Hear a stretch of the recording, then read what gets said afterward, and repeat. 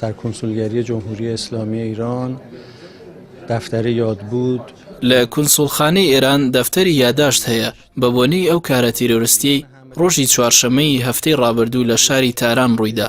زۆر لە کەسایەتیە سیاسی و زانستی و کۆمەڵایەتیەکانی دۆستی ئێران لەو مەراسیمەدا بەشداریان کرد و وەک دەربڕینی هاوخەمی خۆیان بۆ گەلی ئێران لە دەفتەری یادداشتدا واژۆیان کرد.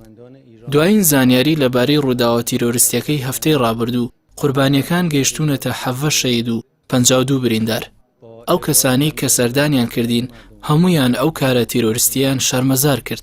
کۆماری ئیسلامی ئێران هەر لە سەرەتای شۆڕشەوە ئامانجی بەرەنگاربوونەوەی تیرۆر بووە تا ئەم ساتە وەختەش. لە ئێستادا ئیرادێکی بەهێز هەیە بۆ ڕوبەڕووبوونەوەی تیرۆر لەسەر ئاستی دنیا.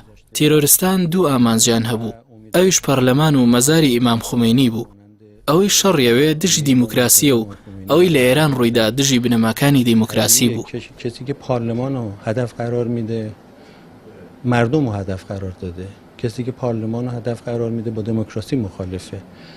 باید ببینیم که کجا دموکراسی نیست.